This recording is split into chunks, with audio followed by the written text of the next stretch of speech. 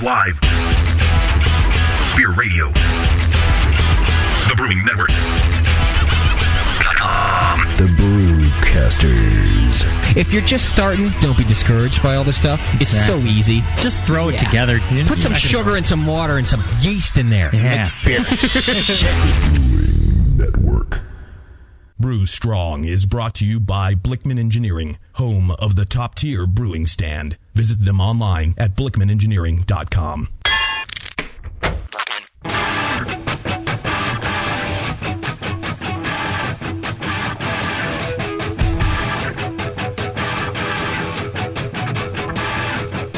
Brewers, it's time for the beer radio you've been looking for.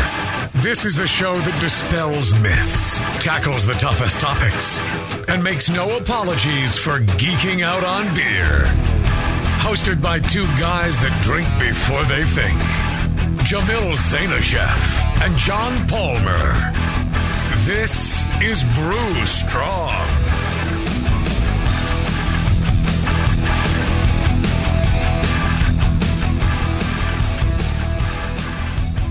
Hey, howdy, hey, my brewing brothers and sisters. Greetings, cretins. Yeah, the first one was the best one, you know? Yeah. Tried many other intros and the shock classic. of the first one, yes. Yeah, that's the one that's stuck. That's your best one. Your best one, definitely. Yeah, and now you we're chatting. You made a trip down to south of the border. Yes, I did. I had one of the best times I've ever had in my life. Got invited down to the first annual Ensenada Beer Fest in Ensenada, Mexico. Ensenada. Yeah, a group of homebrewers said, "Hey, we want to have a beer festival. We want to, pour our own beers and have some local food and some bands." And they put together just an awesome festival. They had notified me back in November that they were planning it, and I think it was like then, and I kind of waffled on it, and border situation appearing to be what it is, from the media. But I said, you took this opportunity to smuggle some guns down into Mexico to help with the crime problem down there, something like that. But no, I just said, yeah, I'll do it. I mean, they really wanted, U.S. homebrewers to come down and wanted me to come down, and they liked my book, so I said, sure, I'll be to come down. And man, I was just shown the best time down there. And as for all the talk of border violence and America shouldn't travel down there, good grief, I mean, it is no different than driving around downtown or Oakland or South Central. I think really in terms of risk, you're just one fish among 500,000 other people. So it's not like you really stand out unless you go and do something stupid. So see, that would make me stand out right there. I always do stupid things. Yeah. But I had a great time. We went to several bars in Tijuana that catered to craft beer. Met some great brewers, and people real passionate. Every bit as passionate about homebrewing as here in the U.S. And then went on down to we put seven kegs in the back of the car and drove on down to Ensenada and to get set up for the next day for the festival. And they had a football field size area set aside, band stand at one end for the bands to play on, and 25, 30 food booths and 30 homebrewers that brought their kegs and all set up, and just a great party all day. Now, what's the state of homebrewing there like? Is it real early days, as far as equipment, or are they using stuff like Blickman Therminator, Blickman Beer Gun, like our fine sponsor provides? Yeah, they consider it to be like 10 years behind the U.S.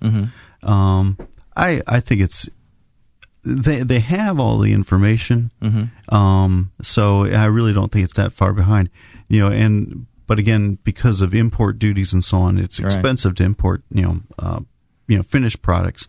So pretty much they're building it themselves. There's a lot of do-it-yourselfers. I saw some great all grain systems, 2-barrel type all grain systems made from square dairy tanks and other things that they had fabbed themselves. And they're turning out some good beers. There's nothing wrong with their technique. So it may not be as fancy as something you can see here in the States. But I used to build my own stuff, and now I just get the stuff that somebody like Blickman Engineering is making. Yep. And again, sponsor the show. So I am partial, but they're making some high end stuff at reasonable prices, and it's better than what I can build. And if I was to build it myself, it would cost me just as much, if not more. Yeah. If you get the kick out of that, then I guess do it. But that's what I did when I built my fancy all grain system a couple of years ago. I spent $2,000-$3,000 putting all the pieces together, and plus time and labor, and it was fun. I'm glad I did it. But at the end of the day, I find myself brewing on my top tier most often. Well, that's what I was telling you. I'm like, well, why just get yourself, like a Blickman system? Yeah. Why are you doing this? And you're like, oh no, it's going to be great. It's going to be great. And it was fun, but well, yeah. At the end of the day, when it's like, well, it's time to brew, I'll just wheel this over here and brew on this because it's faster. It would have been more fun to probably brew more often. Yeah. That's right. Yeah, more of a kick out of messing with the gear than brewing. Well, and if you're listening, which you must be if you're hearing my voice. All right. Well, listening and paying attention. Let's qualify it. Yeah. Get yourself over to BlickmanEngineering.com. Blickman with 2 N's. They are the sponsor of the show that pays for the show, so you don't have to. Check them out. They got a lot of great stuff, and the only reason we mention them is it is really good gear, top level, top tier, so to speak. Brewing equipment, yeah. They a lot of cool stuff, and if you're geeking out about homebrewing, you want to get yourself there, and you'll be amazed at the stuff that creative stuff that they're making out of there. I use it, and I think it's great. And they had a competition there in Mexico. So how was that? How was the overall level of the competition entries? It was comparable to the Sam Adams homebrew competition. I had a couple really nasty infected beers. But I had those at the Sam Adams homebrewing competition too. So I think a couple of bad ones, couple of great ones, couple of just outstanding ones, and then a bunch of 30s. There was there really wasn't any real difference in the quality of the entries between what I judge here in the U.S. and what I judge there. Well, I think U.S. competitions, which is what we're going to be talking about today, is competitions and entering competitions, and a lot of the information around competition participation or brewing or whatever. And I think a lot of the competitions in the U.S. today, the ones that have been around for a while and get the more active homebrewers. When I first started out, you found a number of, it was like that. You found a number of terrible beers. Yeah. You found a few really outstanding ones, and you found a kind of a middling pack. And now today, I think what's changed is you very rarely find something that's infected. Right. I do judge competitions, and there's nothing infected, and maybe there's something a little bit poorly made, but it's very rare to have something that drops like below a 20, and a lot of 30s and stuff like that. And then the number of really outstanding beers up at the top has actually increased a bit. That's true. Yeah. So I think the ones that are getting the more active participants tend to see a little bit more of that. Cool. Let's do this. Let's take a short break. When we come back, we are going to be talking about competitions, and also a new segment which I like to call "What You Don't Know About My Friend John Palmer." Coming up after this. From the stovetop to a camp burner to some kind of brew stand, most homebrewers follow some version of this progression. With each move, a homebrewer will often have to change a lot, if not all, of their equipment. Until now, Blickman Engineering brings you the top-tier brewing stand, the only brewing stand that grows with you. For example, buy a top-tier floor-standing burner now, and it'll bolt right to your top-tier brewing stand when you're ready for all-grain brewing. The top-tier brewing stand is perfect for 5-gallon to 20-gallon batch sizes. Its modular design is adjustable and accommodates everything from small footprint coolers up to 30-gallon pots. How does the top-tier brewing stand do it? At its core is a strong, heat-treated, and anodized aluminum main post. On all 4 sides are built-in T-slots for the adjustable heavy-gauge stainless steel shelves and beefy burner tiers. The tiers accommodate any manufacturer's pots or coolers up to 21 inches in diameter. Best of all, not only does the top-tier brewing stand grow with your skills and equipment, but it easily knocks down for long-term storage or transport, too. The top-tier brewing stand from Blickman Engineering. Learn more at blickmanengineering.com and to find a local Blickman retailer. And start brewing from the top tier. Hi.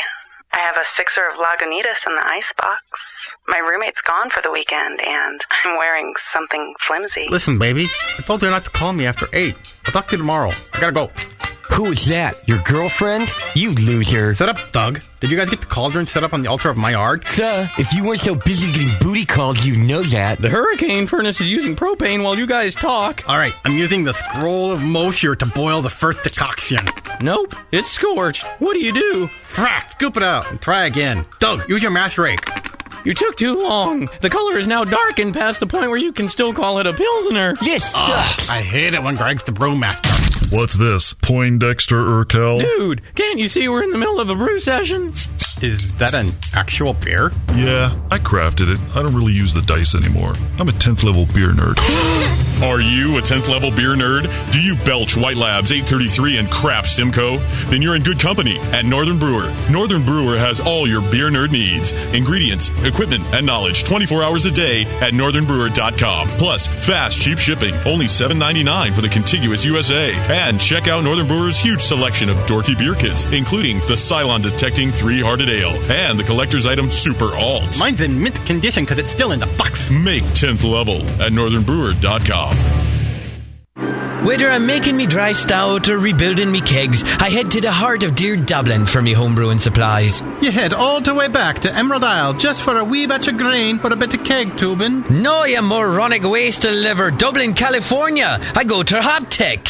For 30 years, Hoptech in Dublin, California has been supplying homebrewers with malt extract, fresh grains, hops, spices and sugars, hop oils and extracts, and much more. Hoptech is one of the first homebrew supply shops on the internet and is proud to offer award-winning beer kits, both online and in their store. Mention the BN Army for a 10% discount off your order. The store is open every day except Wednesday, or shop online at hoptech.com anytime. Hoptech is run by passionate, award-winning brewers who live, love, and travel for beer and bring their experience to the store for you. If you don't want to visit Dublin, just call toll-free 800-DRY-HOPS or go to hoptech.com. Visit Hoptech today in Dublin, California and at hoptech.com. Nico, listen, our lawyers said that we had to do this for 1 hour, and after this, we don't have to talk to each other for 3 more months to the next meeting. Kids, come on, let's get out of here. I'm supposed to have more lines, so I'm the professional. Hey, it's Sully. And I'm Nico. And we opened the 21st Amendment 10 years ago at 563 2nd Street in San Francisco, just 2 blocks from Giants Park, to make great beer and have a great time doing it. That's right, because to us, the 21st Amendment is more than just the right to make beer. It's the right to experiment, to be innovative, and just do things differently. And so now, we're putting our craft beer in cans. That's right, cans. You can find our world-famous Hell or High Watermelon Wheat Beer at Brew Free or Die IPA in the Northeast, Northwest, parts of the Midwest, and Alaska in cans and on draft. So next time you're at your local neighborhood pub or good beer store, be sure to ask for 21st Amendment in cans. Because everyone likes it in a can. Tasty crack cans. Tasty crack cans. Hilo, what's it feel like? Take awesome and multiply it by 2. Yeah! Spraying live beer radio all over your face. Can't get any better than this, baby. It's the Brewing Network.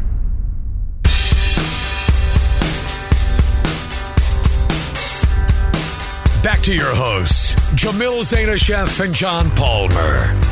Putting the testicles in technical. This is Brew Strong.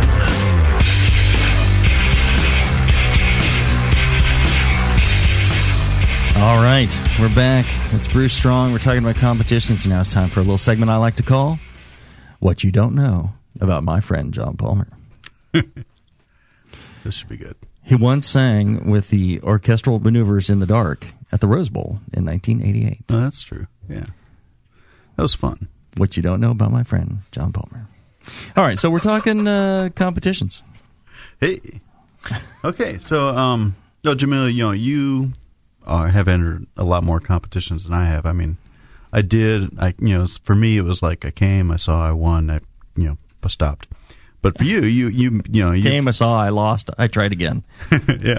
No, but and then you really succeeded and succeeded and succeeded. So I've entered thousands of times. Yeah. Yeah.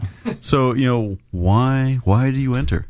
I mean, what was your driving force? My whole thing about entering was, my first entry, I had a beer. I thought it was great, and usually, you give beers to your friends and they go, "Oh, that's fantastic. Oh, that's fantastic. Oh, that's fantastic." That's all you hear. Right. And you're like, well, wait a minute. This one's not nearly as good as that one. Why are they saying it's fantastic? Well, it's because you're friends and you're sharing a beer. What are they going to say? Oh, your beer sucks. No, they're just going to drink it. They're going to smile, So I'm like, well, wait. All right. So I went, I would talk to the homebrew shop guys. I'm like, taste this, Right. What do you think? And, I had one homebrew shop where, the owner was very honest with me. He goes, "That's good." He goes, "No, this has some problems. Here you need to work on this. You need to try." It was very good. It was very helpful. Yeah. And there was another shop owner that he was like, "No, anything I turned in," he was like, "Nah, it's just okay." And I had one that I thought was really, really good, and he's like, "No, it's just okay." And I'm like, well, wait a minute. I said, I think that this would, this is like award-winning stuff. He's like, no, don't bother. I'm like, well, wait a minute. So I sent it down to the Mayfair, Malta's Falcons.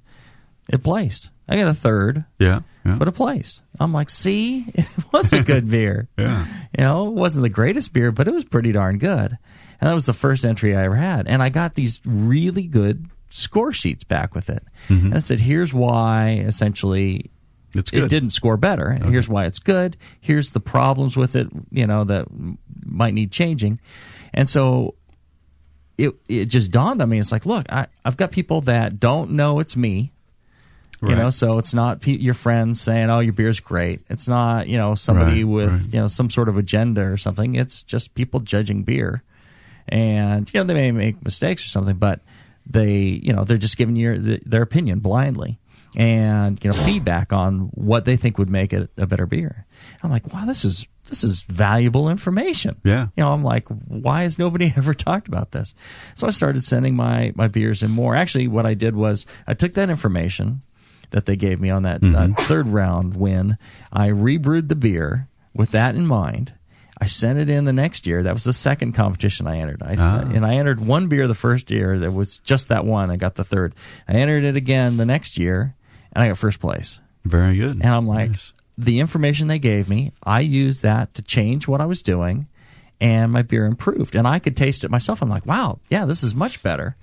I'm like, boy, I'll send it to them again so they can try it again. And sure enough, I got the feedback really helped me. And it also really constructive feedback then. Yeah. And I've learned to deal with the non-constructive as well. But just the whole thing about entering the competition, it made it more fun for me and interesting. I had a chance to, learn more and get better in my hobby. Right. So that, for me, was great. For other people, sometimes, and I've entered competitions just because it supports some charity, or it's, a lot of times it's a moneymaker for the Homebrew Club, and that's how they fund all the other things they do. Right. And so, if you're a member of a club, you should enter just for that. Or, you can support some good cause that they're funding, or again, the feedback. Some people enter for the glory of the win, and I never really I enjoyed winning, but that wasn't really the reason for entering. It was the beer first. Yeah. And towards, like the last time I entered, which was a couple of years ago, it was really, I was just focused on whether I was going to win or not. And I was like, I lost the whole purpose of entering. And so that was it for me. I decided to stop before, with that one. Yeah. I guess when I started, I was doing it much the same reason. I mean, how well did I brew this beer? I think it's good. Am I being accurate in my assessment? Mm-hmm. And when I had a couple beers place well, and then I became a BJCP judge, and learned to judge beers better, and put down constructive comments for people. Mm-hmm. And I've always enjoyed judging ever since. So how can brewers find competitions to enter? Where should they look? Probably it's easier nowadays to find them because they're all listed. All the BJCP registered ones you find on bjcp.org. Oh, yeah. And there's a whole competition list, lists the date, contact names, the whole thing. And pretty much every competition is registered there because they want BJCP judges to show up, and they want to the judges want the points, so they get registered with the BJCP. So you find pretty much most competitions there. Internationally, check with your homebrew shops, check the magazines, check Zymergy, or if you have a local magazine, maybe like Homebrewer in Australia. You can find out competitions that way. Other brewers, a lot of times, somebody's experienced, they'll know. Yeah, I guess some of the homebrew talk type forums too would competition announcements there. Sure. That's a little more hit or miss, I think. Mm-hmm. 'Cause some competitions, but I think probably the best one is the bjcp.org. Yeah. Cool. So what would make how will a homebrewer know whether this is a good competition to send a beer to, or one that will have BJCP judges versus just may not, what the level of the quality of judging. Well, and that's sometimes hard to know unless you've got other people that can give you some feedback about that competition. What you do want is good quality feedback from the competition, and again, if it's BJCP registered, then chances are they'll have some BJCP judges, which will help. Right. It doesn't really guarantee anything, right. But that's a good thing. You want to make sure you're getting good feedback. You get the results in a timely manner. Mm-hmm. You don't want a competition where you send your beers in, and 3 months later they judge it, and 3 months after that you get the feedback, because it's hard for you to know. Yeah. It's nice to be able to send your beers in, and within a few days they're judged. They're stored cold. That's a good point too. If they're going to store them properly, they judge them quickly, and they get you feedback quickly, then, you can keep your beer in the fridge, and you can wait for the results, and then you can crack one open, and you can read through the score sheet and taste your beer at the same time. That's a lot more helpful than, a 6-month lag on information. Yeah, I remember sending beers into competition where, based on what they were sending me back, I wasn't sure if what they were tasting was my fault, or just poor handling once it got there. Right. Haze or oxidation or something like that. Yeah, and it's like, well, if part of the testing you want is how well does your beer hold up after 6 months of warm storage, that's just one way to do it. And also, the larger competitions and with the higher number of competitors. Mm-hmm. If you're entering a really small competition and you're like, yeah, I got first place, it's like, well, yeah, you're first out of 2 in the category. So, a lot of times, that's not that bad, but it doesn't, mean anything as far as, giving you a sense of where your beer is fitting in with all the others. Right. Scores don't do that necessarily either. We'll talk about, results and how that,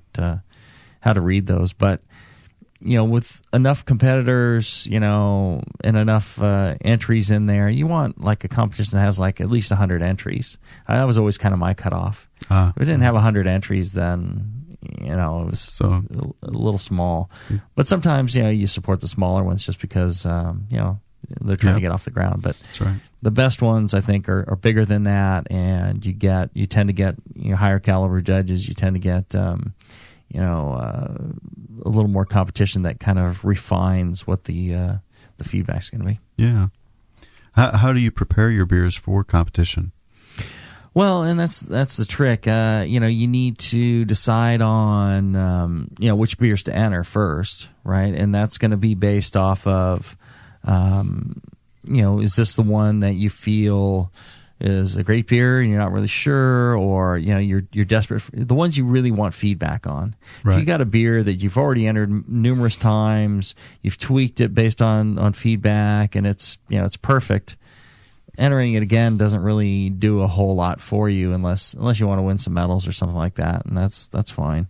But I would focus on the ones that you want feedback on, and beers that you think are potentially winners. Yeah. If you feel it's so rough that it's not going to do anything, it doesn't have a chance to win, then maybe you should try refining it yourself first. Mm-hmm. You should be able to get it to a point where you think, okay, well, this is kind of competitive. But if you're completely confused as to, God, what do I do to fix this? I have no idea. Go ahead and send it in. Mm-hmm. It doesn't have to be a winner. It's just, you need to, a lot of times you can save the judges and yourself a lot of hassle and expense by just, working on it yourself and trying to get it to that point where it's close. What little tweaks do you need to really make it outstanding? Keep in mind that, for most competitions, you're limited to one entry per subcategory or one entry per category. There might be other limits. They may exclude certain categories. Like you mentioned, the long shot, they often don't do every category. Right. And, especially as you're deciding what beers to enter, if you enter a crap beer, don't expect to win with that thing. Right. Yeah. Winning is about having a decent beer to start with. Mm-hmm. Yeah, should you be shooting for best of show when you're entering, or well, I guess it depends on. I think you always should be. Yeah. When you're brewing, you should be shooting for a best of show caliber beer, right? Every time. Yeah, that's true. And you may not be hitting that, but that should be the eventual goal. Beers of that quality. Mm-hmm. Otherwise, why are you brewing? If you're just brewing to have fun, that's cool. But wouldn't it be even more fun if it was a really great beer that you were brewing? That's true. Yeah. Right. So, I think you just want to keep heading up and shooting for higher quality. Another thing you're going to want to do in preparing beers for entry, you need to look at the conditioning of the beer, carbonation. Has it settled out and become clear, or did you filter it, or something like that? I'm a firm believer in every beer can use a little bit of conditioning time, lagering time, whatever you want to call it, right? Between being brewed and packaged and before it's ready for best presentation. Okay, some time in the bottle just to rest and so on. Yeah, and I think very fine particulate matter will settle out, and the head will improve and things like that. Of course, if you have bacteria in there, it can get worse. But you want to. Every beer has its amount of time. The really pale beers tend to have a very short lifespan, and the darker beers tend to have a little bit longer one. So keep that in mind as well. Mm-hmm. When you sent beers in, did you usually counter pressure or did you usually bottle prime? Almost always. Well, pretty much always counter pressure filled. Yeah. Or now I use a Blickman beer gun for right. filling stuff. Yeah, that's true. Those are which isn't really counter pressure. It's quiescent filling. Ah, good term. Blickman came up with it. Oh, okay. Yeah. That makes more sense, really. I think it may even be trademarked or something. I don't know. But it's so I'd use that to fill them just because I had more control over carbonation levels. Mm-hmm. I could dial it in exactly per beer. Yeah. And when it tasted perfect, you want to taste your beers before you enter them. Yeah. Just so you have an idea what you're entering. A lot of times people will package beers up and they're like, well, 2 months ago this was a great beer. I'm going to enter this, and then they enter it, and then you get, oh, it's sour, it's infected, and they're like, well, no, it isn't. It's a great beer, right? And they never taste it, and they go, oh, the judges are stupid. It's like, well, taste it before you enter it, taste it after you get your feedback, and that's quite helpful, I think. Yeah. I think when I judge beers, I mean, I always make a point of looking at the bottom of the bottle, see if there's yeast on the bottom, so I can, kind of get in my mind, okay, if I pour this and there's haze, is it yeast haze? Am I pouring disturbed yeast? If I smell some, if I taste yeasty flavors, is it because simply that, the beer is poorly handled right up, when it was brought to the table, and there's some yeast stirred up in the beer? Or is there? Or is it something you did last night? Or something or something else, fundamentally wrong with the beer. So I guess what I'm going for is tell people entering competitions is don't feel like you have to counter pressure your bottles. Right. You can bottle condition. You can send in bottle conditioned beers. Nothing wrong with that. Just if when you get your score sheets and people may comment on this beer was cloudy or different off flavors, take that with a grain of salt. Think about what. Well, and don't blame the judges. Yeah, because it's not the judges are shaking it up. Right, everybody's pouring very carefully and and you can't blame it on the competition either because the beers will come in shook up or there's a lot of handling going on. Right, and it's just it's not their responsibility to make sure you're getting the right amount of yeast in there. If you're bottle conditioning, it takes a very small amount of yeast to properly bottle condition a beer.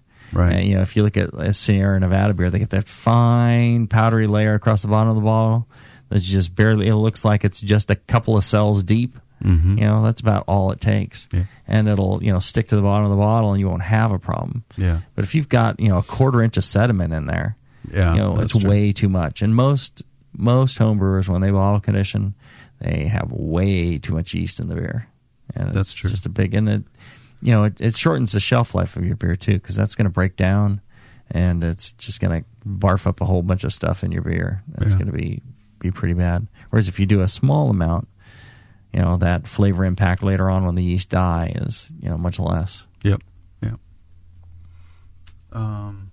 So I mean, what? When it comes to bottling, how do you? What are your thoughts on how to bottle the beer and what kind of bottles to use? Well, I think that's an important point. That's a good question. When a competition has its rules, generally they will spell out what kind of bottles are allowed. Sometimes they won't allow the swing top. Sometimes they will. Raised lettering, things like that. I always went and bought a case of new amber 12-ounce bottles for competition. That way you're sure they're clean, you can sanitize them, and you don't have any problem. If there's any sort of material in there, just a tiny bit, if you're going to reuse bottles, you got to make sure those things are spotless inside, and if you're going to use it for competition. Otherwise, you could be infecting beer, and it's not that great. You always follow the competition directions as far as the bottles and all, and clean and sanitize them completely. And like I said, I'm using the Blickman beer gun now, but a good counter pressure filler or something like that in a clean environment. You can just slap your beer into a bottle using some other method or a piece of hose or something like that, but just like you can. Jamil recommends slapping your beer with a piece of hose. Slapping it with a piece of hose. Yeah, you always want to slap it with a piece of hose. But it's the same. You can perform brain surgery with a hand drill and a spoon. But is that really the best way to go about it?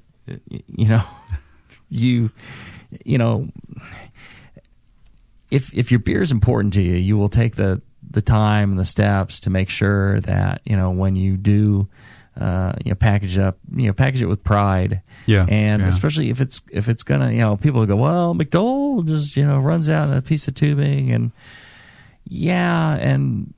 I don't think I think the beers that he makes be fantastic, and he hasn't quite had the success in the NHC that some of the others of us have, right? Yeah. And I think the difference is the way he bottles his beer for competition. Yeah. He pours it out of a piece of tubing into a bottle, caps it, and sends it in. And they sit for, a couple of weeks, especially second round. He'll do good in the first round. Second round, he does okay. His beer's great, so he's doing okay. But he could do a lot better if I think he took that one further step, made sure all his packaging, process, his tubing and everything, going to the bottle. He used a beer gun or something like that, purged the oxygen, took the time to do that. He would win a lot more. Mm-hmm. Yeah. So, why pay for the entries, brew the beer, do all that stuff, and then shortchange yourself when it comes on that to the step? bottle? Yeah. And I think that was, a big difference for me when I was entering. I kept, I paid attention to how that was going on. If you're interested in, learn more about that, we did a counter pressure filling show. That's right. Yeah. On Brew Strong some time back, and you can find that in the archives at thebrewingnetwork.com. Just click on the Brew Strong show, and you can search the archives for counter pressure or filling or something like that. It should pick it up. And one other thing that I really recommend is once you've got your beers packaged up, keep them cold.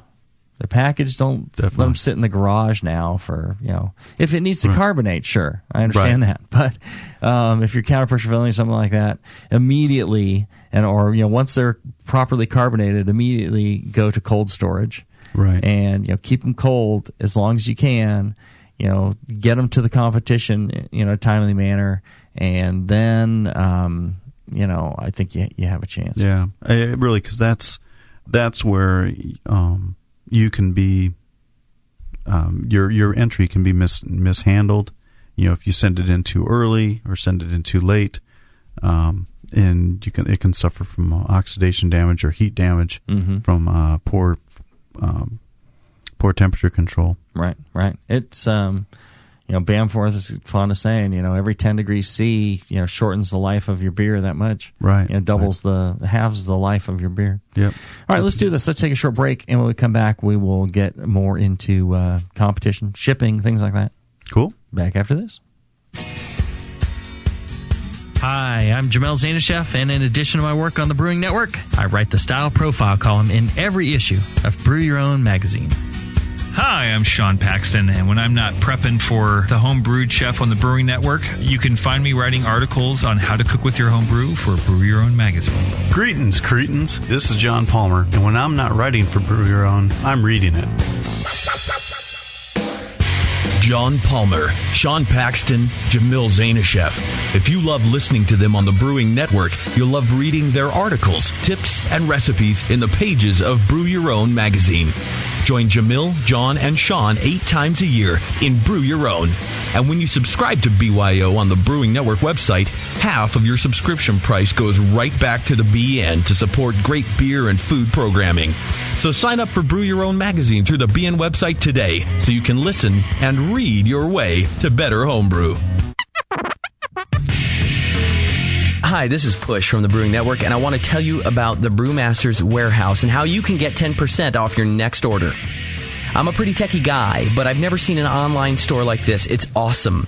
Go to brewmasterswarehouse.com and click on Brew Builder. You can whip up a custom recipe so easily even Sven could do it. Seriously, it's slick. You can share your recipe with your own logo and notes to the Brewmaster's database if you want. And the best part, it keeps a running tally of the beer you're building while you're doing it. Then, bam, click Buy Recipe, and your cart is filled and ready to go with helpful suggestions in case you forgot something. This thing is amazing. Brewmaster's Warehouse is run the way a homebrewer would do it, with great service, fast turnaround, and $6.99 flat rate shipping. Brewmaster's Warehouse and the Brew Builder blew me away. Check it out today at brewmasterswarehouse.com. I'm serious. And don't forget to put BNARMY in the discount code box for 10% off your order. Check out brewmasterswarehouse.com. Cheers. Hey, Push, the new brewery's looking good. Thanks, Finn. Piece by piece. Well, let's fire her up. Whoa! Is that a new kettle? Yeah, just got it brand new, but paid half price. What? And that blade scale? 40% off. The new tap handle? $5 instead of 13. Got a new regulator for the brew stand too, but $5 instead of 25. Dude, where are you stealing all this stuff from? Where else? The more beer deal of the day. Announcing the Beer, and More Beer Deal of the Day. Every day, a new fantastic deal from big items to small that will blow you away. Boil kettles, carboy carriers, sterile siphon starters, digital timers. Watch morebeer.com every day for a new deal, and you just might find the item you've been waiting for at a price you cannot believe. Hurry, because stock is limited on most items. And that sweet Guinness cap, let me guess. The more beer deal of the day. Yeah, I knew it. Come on, let's brew something. Find the More Beer Deal of the Day at morebeer.com. Celebrity voices impersonated. Since 1921, Muntons has been a provider of quality malted grain and extract. What did he just say? That's 90 years of locally sourced grain for homebrewers and professional brewers alike. All farmed within 50 miles of our malt houses. What? I can't understand what this is. The last part. Whole and crushed malts, including wheat and peated malt, liquid extract, hopped and unhopped, as well as dried malt extract. Everything from beginner homebrewer kits to all the ingredients an advanced homebrewer needs. Something about trains? What language does this guy speak? He's from Austria. Muntons is proudly serving brewers in 54 countries and honoured to be a leader in malting. Can you understand this guy? No.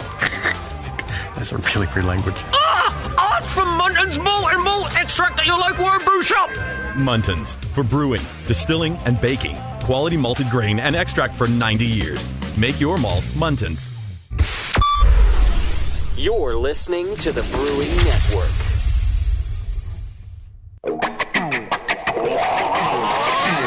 Back to the beer guys that make other beer guys look like wine guys.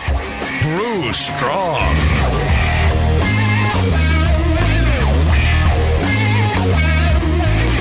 All right, we're back. Que pasa, que pasa? Talking competitions. You know, we're going to be at the that Cleveland International Beer Fest. Yeah, and that's gonna be a good time. Yeah, it's coming up in May 13th and 14th at the IX Center, and I believe there's a competition associated with that as well. They're going to have some awards or something. All right. I guess that's one of the things we're going to do. We're going to do a live broadcast of Brew Strong there. You and I, okay. May 13th, and that's going to be from 8 to 9 o'clock in the evening. Oh, okay. So late night there. We'll be, well, you know, it's only 6 o'clock form. our time. So yeah, right. We'll be in rare form by then. You know, yeah, there'll be a lot of drinking going on, and then we'll do the awards ceremony. That's going to be on Saturday the 14th from 2 to 3:30. And then I'm going to host a VIP experience session for an hour. What am I going to do? Sometime between 7 and 11 p.m. At the exact time to be determined. They said they'd give me like a list of every brewery they were dealing with for this thing, and I could pick my own beers from that thing to have at this experience. Oh, I see. So. Okay. Well, sounds pretty cool to me. For that.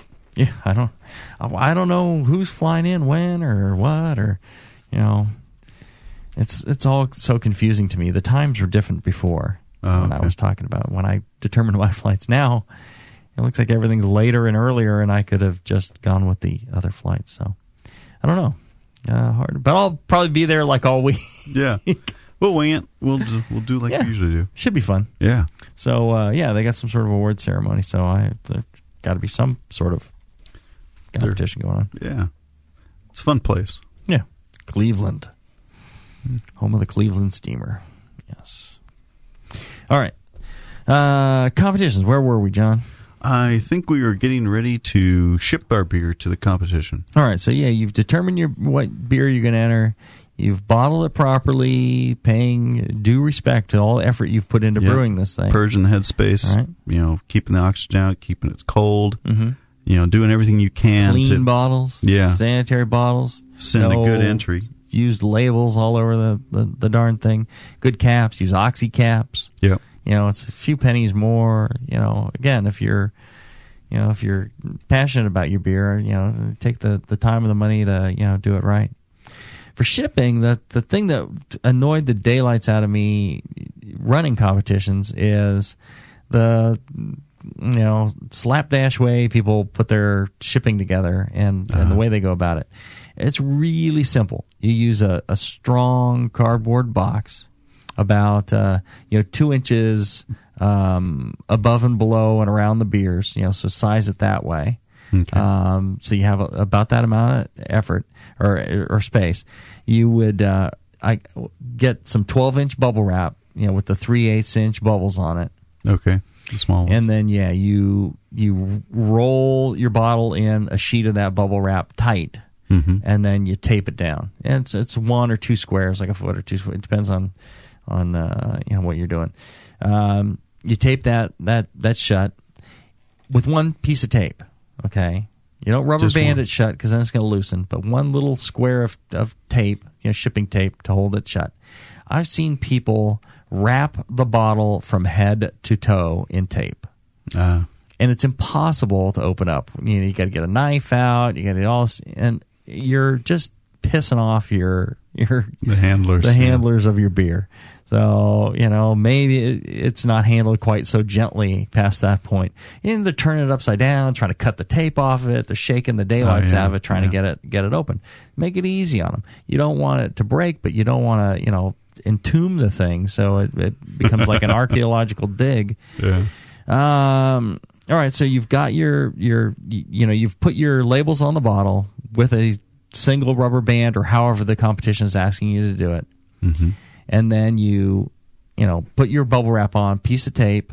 Then your box, you're going to lay a pad of crumpled newspaper across the bottom of the box, nice and dense, right? Right. So it can hold up the weight of the bottles. You put your bottles in there. Don't use peanuts of any kind. I don't care if they're recyclable, biodegradable. They just make a mess with it. It's a nightmare again for the Cellarman. Yeah, and they need to get rid of those after they need to collect them. They need to turn them in somewhere. It's just horrible. Crumpled newspaper works beautifully. So your beer's in the box, and then you're gonna fill around the outside of the beers. Between the outside of the box and the beers, you're going to pack it tight with more crumpled newspaper. You take a single sheet, crumple it up into a tight ball, and then stuff that in there. And you stuff these in there until the bottles cannot move horizontally at all. It's wiggle. Tight in the box. Okay. You shake the box, they don't move, right? If the trick is to get them to where they're not going to move horizontally or vertically.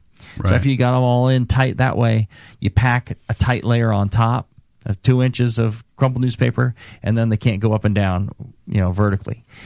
If the beers cannot clank together, they won't break.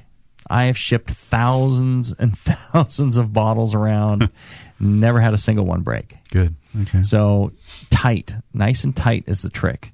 Keep them from shifting around. And, as long as they don't, shift, they won't break. Loose packing equals broken bottles. So tight. If you have a lot of headspace in your box, you can fill it up with those air pillow, plastic air pillow things. Mm-hmm. But, you can do newspaper, whatever. Simpler sometimes is just to cut down the sides of the box and just fold them in. Okay. And, make for a smaller box. And, but you still need that you need some sort of a barrier or insulator just other than the cardboard itself, whether it's like a newspaper or the bubble pads. Yeah. Because otherwise they end up hitting the bottle caps. Exactly. And if something taps on it hard enough, it breaks. Yeah. If something taps on the bottom, it breaks. If, the bottles themselves tap together, the bubble wrap on them that you've put on them, and if you press them together really tight, it becomes one unit and it's not going to break. Yeah. You're not going to break it by squeezing it. You're going to break it by letting it shift, building up momentum, and then smacking against something. I've seen boxes too where the people have taped the top of the box thoroughly, and not the bottom. There's you just lift one. It up, and and the bottom comes loose. Yeah. So packing tape. Again, don't entomb the thing, but 3 strips of tape across the bottom. Right. 3 strips of tape across the top, and that'll hold it. And you're ready for the circus at that point. I messed up on a joke. Sorry. And you know, if you want to, I never had to do this because my bottles didn't break. If you want to, you can actually, you know, first line the box with a trash bag to hold in a liquid in case you have a break. That's a good idea. But if you're, you know, don't ship swing top bottles; they're going to leak. You know, make sure you're capping the bottle nice and tight. After you've capped it, you can hold it under a bucket of water. Inside a bucket of water, and you can see if there's any bubbles coming out. You know, then your cap's not tight. You know, you shouldn't have a drop of liquid coming out of these things if it's done properly. Okay. And are we going to have these couriered by nuns or? Yes. Okay. Naked nuns. No.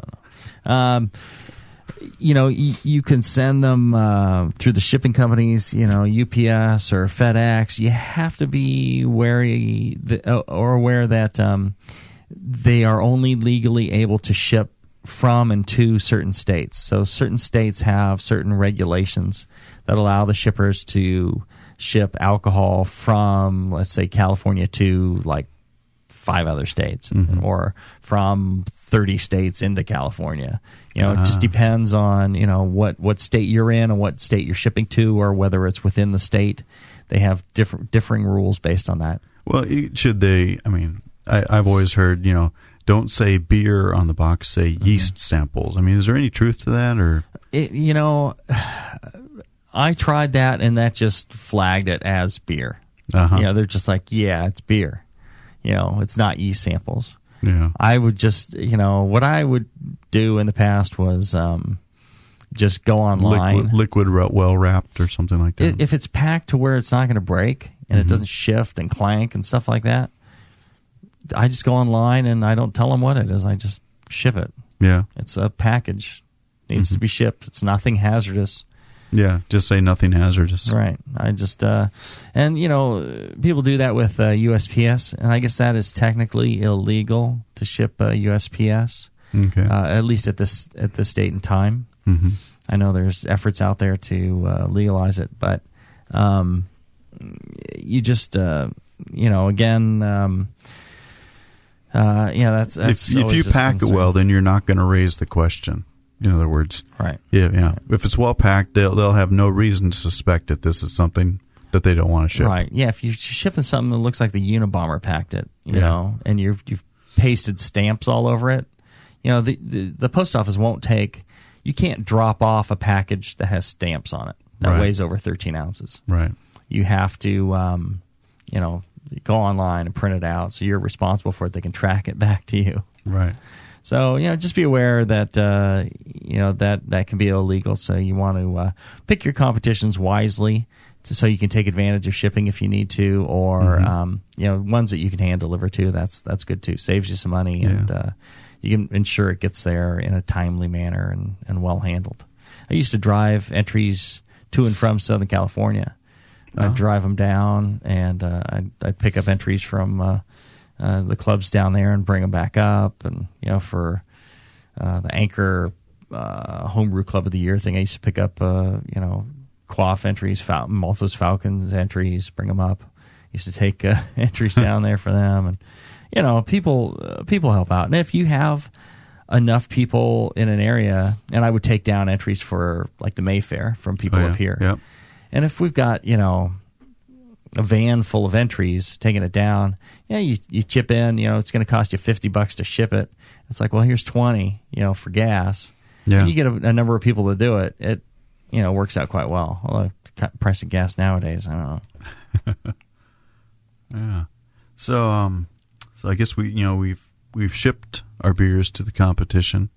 So what should our brewers be looking for in their score sheets?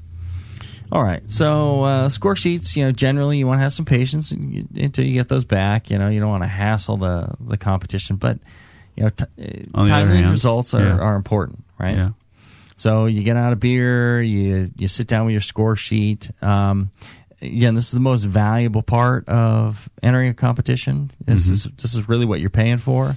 So, don't hold it in such high esteem that, you think it's the last word on your beer. Because, even the best judge will, at time to time, write a stupid score sheet. Yeah. So don't freak out if one score sheet says your beer's terrible, or, don't, go nuts if, one score sheet says your beer's the best in the world. Mm-hmm. That's why I like to enter a beer multiple times and get, enough feedback. Opinions, and different competitions, different sets of judges. And you're like, okay, in different regions, even different parts of the country, you get kind of a different feel for different beers. And, that way you isolate out you can throw out the highest score sheets and throw out the really low ones, and see what the other ones say. Now, sometimes, not throw them out.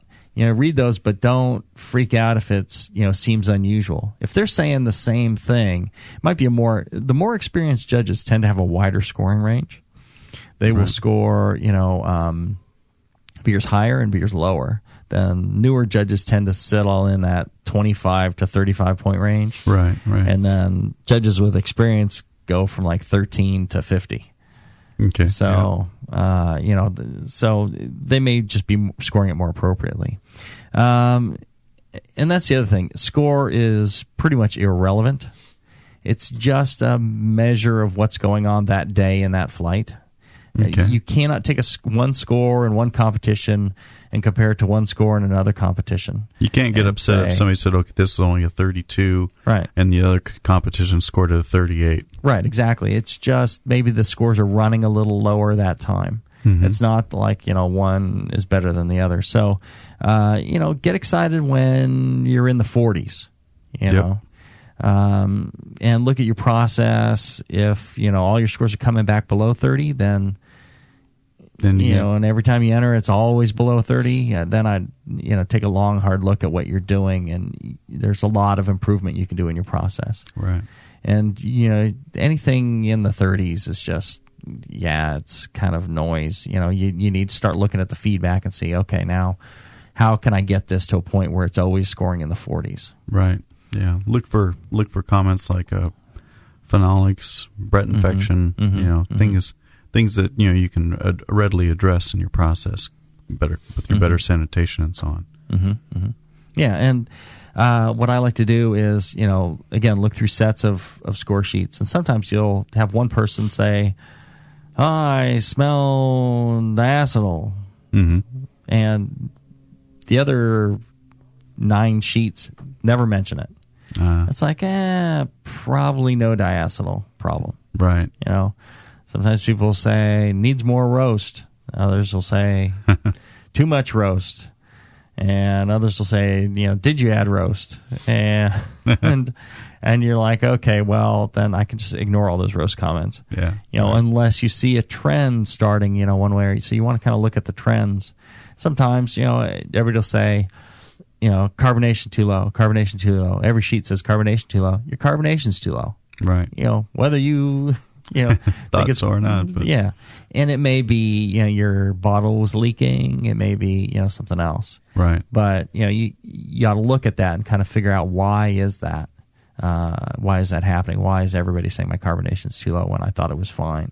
Mm-hmm. So, maybe it's your understanding of, what that style requires, or, your preference versus, others. That can be, an issue. Mm-hmm.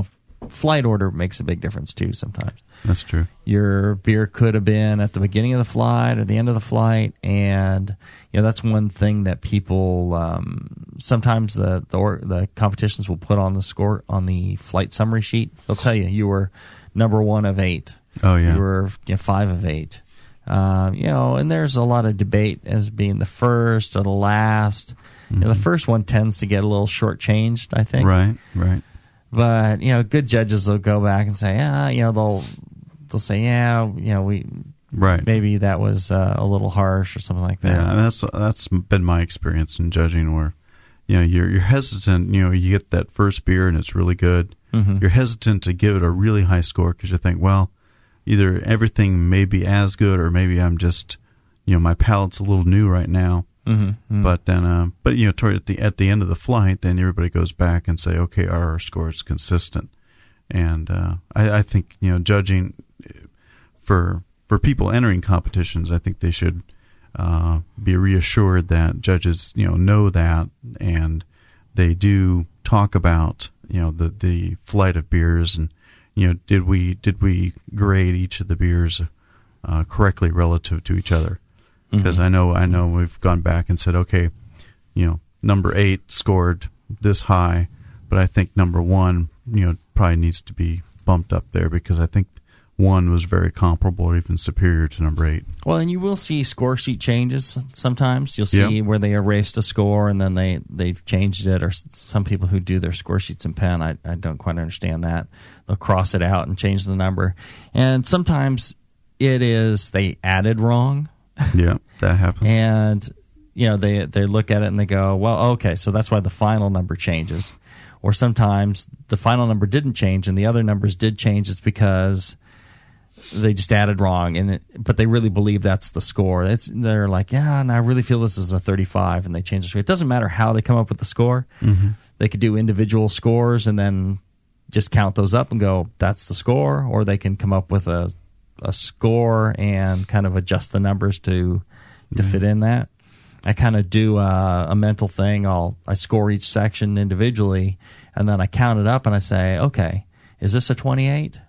Yeah, it is. Or, oh, no, 28's a little too low. It's more like a 32. And I'll find 4 points to add in there, and then I'll call it a 32. Yeah. So, it's kind of, checks and balances. Different judges do it different ways. But if you see changes, don't freak out. Sometimes you're sitting with other judges, and you've got a much lower score or a much higher score. And, they say, oh, I tasted, acetone. And you're like, really? I didn't get that. And they go, well, now it's warmed up a little bit. Try it.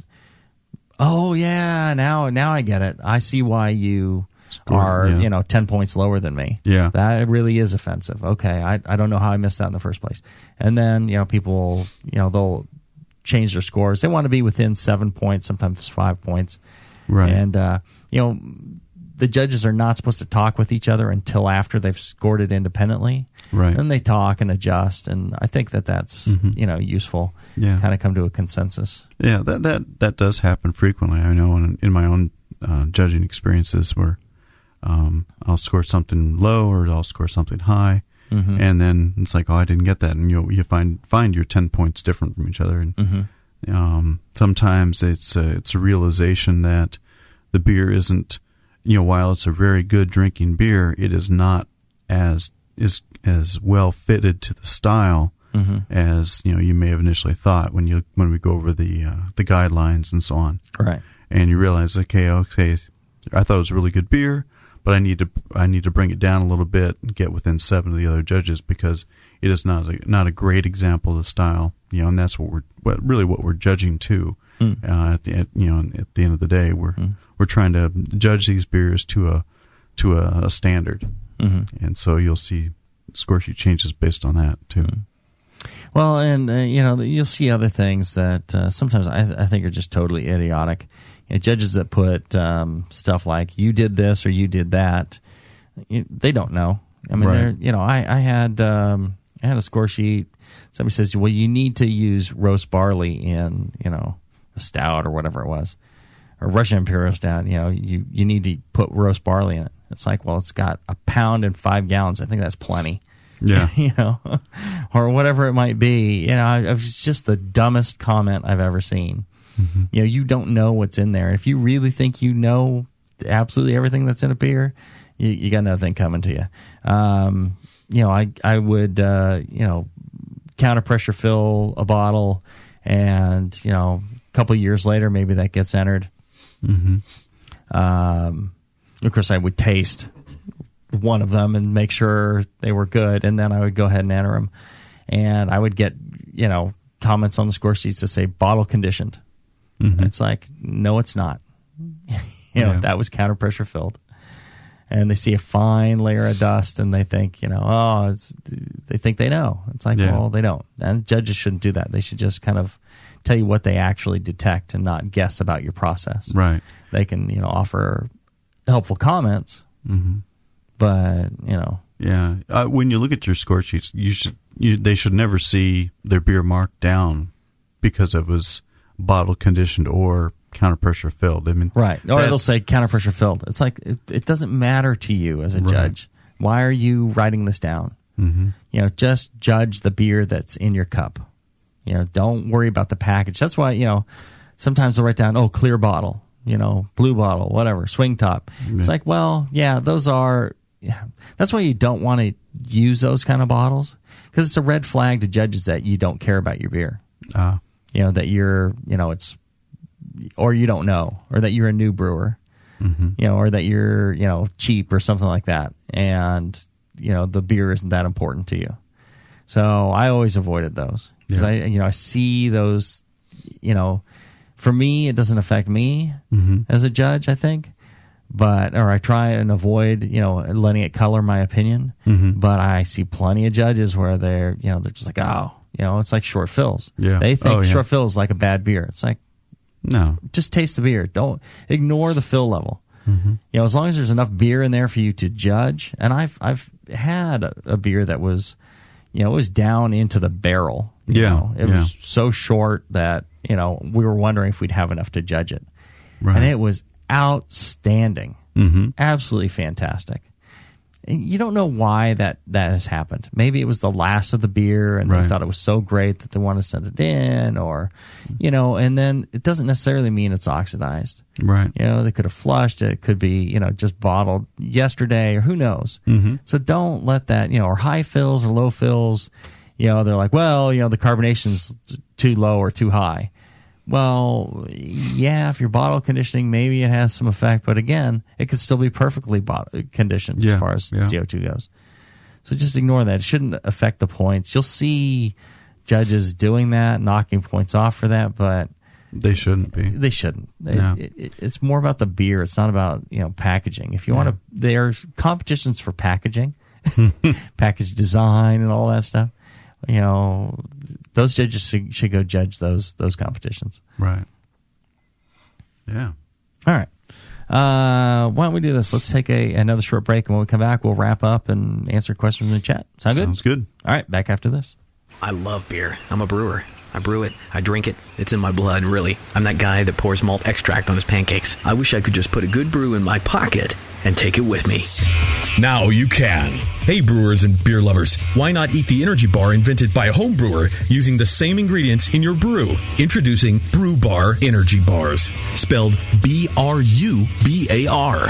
Malt, oats, vanilla, nuts, cinnamon, coconut. You've put them in your beer, and you'll find them in your Brew Bar Energy Bar. All natural, made with simple ingredients chosen for the highest quality. They're new, different, and have a rich malty flavor and smooth, moist texture, just like a fine craft brew. You can find Brew Bar Energy Bars at brewbar.com or find a retailer near you. And if you are a retailer, you should contact them and find out how you can sell Brew Bar Energy Bars. Check them out at brewbar.com. That's BRUBAR.com. And follow them on Facebook at facebook.com/brewbar. Remember, it's in your Brew Bar Energy Bar because it's in your brew. Hey, what are you doing, man? Writing a review of WLP 400. What? You're reviewing yeast? Yeah. White Labs has home brewer reviews of all their strains. Are you new to these interwebs? Check it out. That's awesome. White Labs, your source for great yeast, invites all brewers to visit whitelabs.com to read and write your own reviews of all their yeast strains. Get real-world tips and tricks from other brewers who have made the most of their vials and post your own experiences. It's another way White Labs brings you closer to the best yeast on the planet. And send. There you go. You misspelled flocculate, dude. What? White Labs. It's all in the vial. Downtown Joe's, located in the historic Oberon building in beautiful downtown Napa, California, offers an award-winning brew pub experience from 8:30 a.m. to 1 a.m. every day. For 15 years at the corner of 2nd and Main, Downtown Joe's has been voted Best Night Spot 7 times and Best Brew Pub for the last 4 years in a row. Brewmaster Colin Kaminsky's handcrafted ales, like his Tail Wagon Amber Ale and Double Secret Probation IPA, are the perfect accent to riverside dining, live music, and a relaxing outdoor patio. Don't miss the Beer of the Month, special rotating taps, and the BN Army Member Special. Wear your BN gear, get 10% off your beer. Visit downtownjoes.com to make reservations, peruse their extensive calendar of events, or just read more about their fantastic beers. Come enjoy the fine beer, food, and music. Downtown Joe's, the award-winning brew pub where you'll feel at home. I've always thought that opening a brewery was a great way to ruin what is the perfect hobby. But like most homebrewers, I really wanted to see what it would be like to produce my own beer commercially. When I started out, I was, obscure homebrew geek, and being part of the Brewing Network has exposed me to a lot of people with a great passion for brewing. They seem so supportive, interested, and generous with their support. That kind of thing makes you feel like you can succeed at anything. Of course I'm excited. It's frightening. It's terrifying. It's kind of, we've got this rescue dog, and she is completely frightened. So when she comes up to me, she's shaking and salivating at the same time. I feel the same way with Heretic. I'm still a homebrewer at heart, and I hope that homebrewers always feel welcome at Heretic and able to provide part of the feedback and creativity that makes craft brewing great. The thing that excites me most is the opportunity to put a beer out there that I feel is the best beer I can make, and especially get a chance to go and drink that beer with people and see their reactions and get their feedback, and hopefully they'll be as excited as I am about Heretic beer.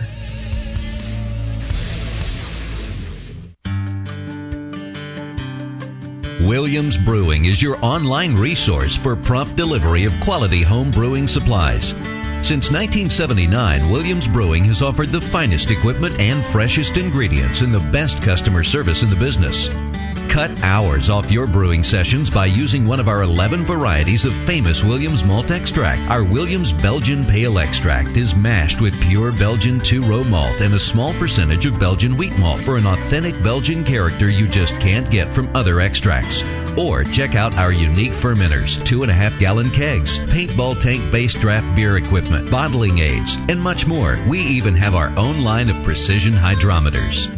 Go to williamsbrewing.com to browse our vast selection. That's williamsbrewing.com. Orders placed by 3:30 p.m. Pacific Time ship the same day. Brewing is easy. The Williams way. This is www.thebrewingnetwork.com. Sit down next to it, grab yourself a paper towel, and watch those yeast have sex. You're listening to the Brewing Network.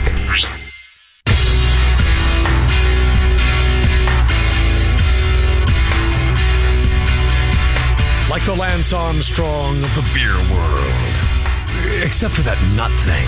This is Brew Strong. Yeah, paper towel there. Thanks. All right, fellas, are you looking to spice things up in the bedroom? Been fantasizing about surprising your lover with an adventurous new toy or adult movie? Well, here's an offer you won't be able to resist. Go to adamandeve.com, and for a limited time only, you get 50% off just about any item. But that's not all. When you select your one item at 50% off, you also receive 3 free adult DVDs for a little inspiration, plus a free extra gift so essential we can't mention on the radio. And to top it all off, we'll even throw in free shipping on your entire order. And no, we're not teasing. So check out adamandeve.com today for this special offer. Get 50% off one item when you type Jamil, Jamil, for the offer code upon checkout. When you do, you get the 3 free DVDs, a free extra gift, and free shipping. Just use the offer code JAMIL at adamandeve.com. All right, so let's wrap up this show about entering competitions. We got some questions from the chat, JP? Yes, we do. Bike Foolery wants you guys to discuss the best strategy for the special beer descriptions. So when you're entering the specialty categories, yeah, that's how do you tackle those categories? That's an excellent question. Yeah. And a big part of being successful in the specialty category is how you fill out that information. The point is, I see it all the time. Brewers say, well, I added a little bit of honey and, I did try some strawberries. And I'm like, do you taste honey or strawberries in there? No. Tastes just like a robust porter. Well, then it's a robust porter. Doesn't matter what you put in it, or you brew a robust porter and it tastes like cherries for some reason, then, it's a cherry robust porter. It really isn't, critical that you put in, cherries. So my advice is describe the beer, to yourself. Taste it or have other people taste it. And if it's so subtle that it can't be tasted, don't write it down. Because when you write it down, then it's required to be in the beer. I see, yeah. They're going to be looking for that. Judges will be looking for that flavor. Right. Yeah, it's almost like the first thing you look for. Yeah. In the judging that I've done, where this is supposed to be made with coconut oil or whatever, Mm-hmm. and that's you expect to taste coconut, you expect, right? Yeah. Vanilla bean or something like that. Yeah, or chocolate or whatever. And if it's not there, then boom, you're down quite a few points. Right. Your flavor's wrong. So and it's essentially saying your process is bad because we don't taste the chocolate that you said was in there.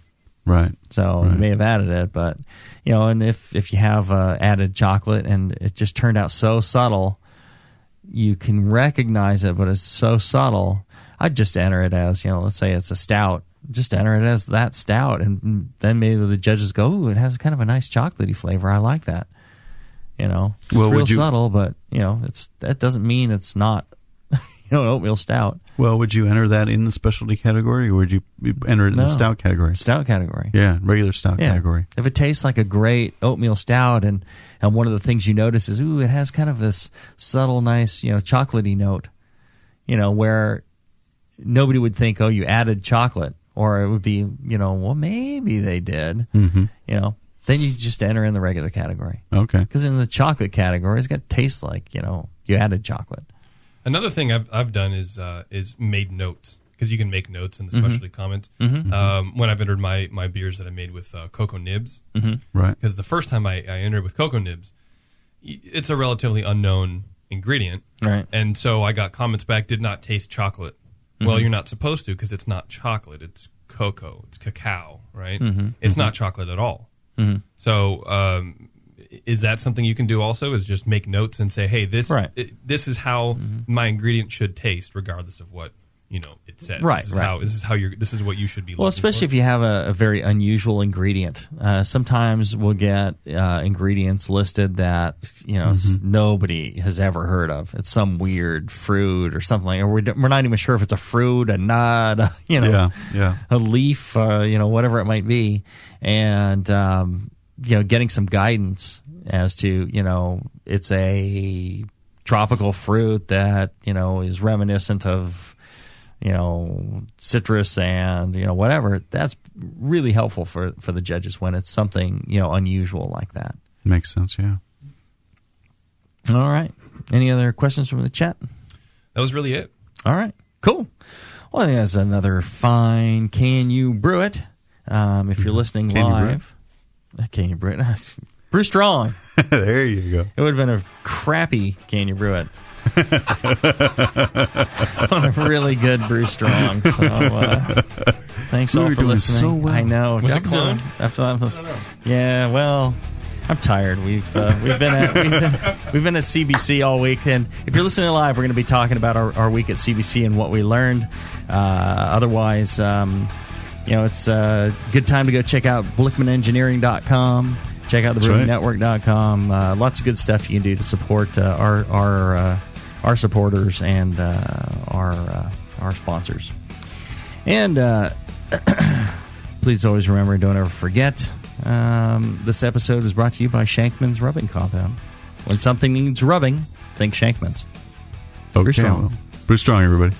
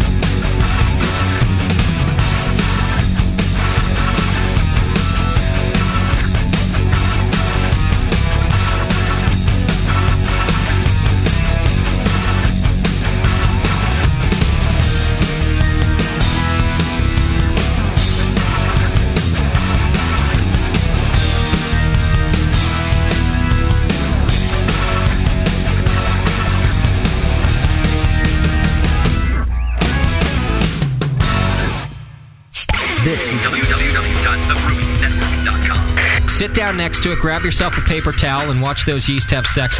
You're listening to the Brewing Network.